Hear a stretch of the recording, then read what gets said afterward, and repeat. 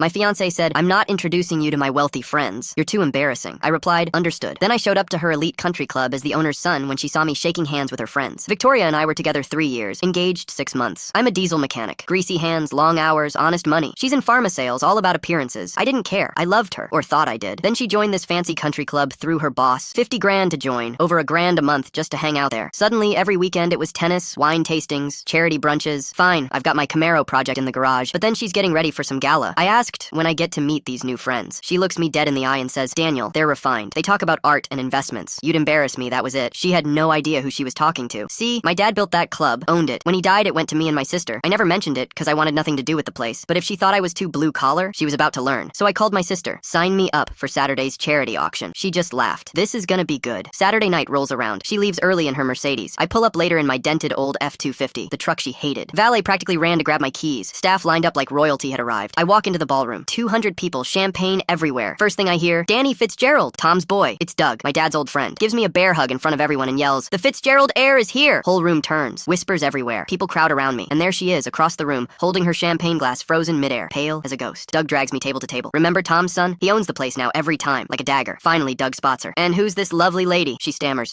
My fiancé." Doug laughs. "Danny! You didn't tell us?" "Victoria, you're lucky. The Fitzgeralds built this place." Her face, priceless. Her boss staring. Her little friend group whispering. She bolts to the terrace. My phone starts buzzing like crazy. "Daniel, please, come outside. This isn't funny. Answer me." I ignored her. Bid 20 grand on a ski trip just for the flex. Spent the night talking with guys about my Camaro, about boats, about fishing. Turns out the refined people she worshipped, they loved my mechanic stories. Meanwhile, her boss tells me, "Funny, Victoria said you worked in transportation. She also said you hated crowds." I just smiled. I get home later. She's pacing, furious. "You lied to me." I said, "Nope, I fix engines. Always have. The club's just paperwork. You're the one who lied. Told me I wasn't good enough to be seen with." She tried everything. Screaming, crying, begging. Said I was testing her then. "We're still getting married." Me, "Nah, take off the ring. We're done." She threw it at me and stormed out. Thought it was over. Nope. Monday, she tried booking our wedding at the Grand Ballroom. Told staff we made up. Charged 8 grand in champagne to the Fitzgerald family account. My sister canceled it instantly and revoked her membership. Wednesday, her ex hits me up. Bro, she did the same to me. Tried to crawl back when she thought my dad would sign real estate over. Faked a pregnancy when I said no. Careful Thursday, she shows up at the club during the ladies' tennis match. Security calls me. She's at the gate, screaming she's my fiancé. People recording. I walk up. She sees me. "Thank God! Tell them who I am," I said, loud. "I know exactly who you are. A trespasser." She panics. "I'm pregnant!" gasps from the crowd. I laughed. "No, you're not. Haven't touched you in months." Nice try. Her face went red. Security dragged her out while she yelled, "I'd regret it." That video hit TikTok. 2.5 million views in days. After that, whole life collapsed. Boss fired her for name-dropping me to clients. Parents cut her off when they realized there was no money coming. Tried pawning the ring. Found out it was worth 1/10 of what she bragged. Now she's on Instagram pushing MLM shakes. Posting about being a boss babe rising from the ashes. Comments roast her daily. Imagine fumbling this hard. From country club queen to Herbalife in 48 hours.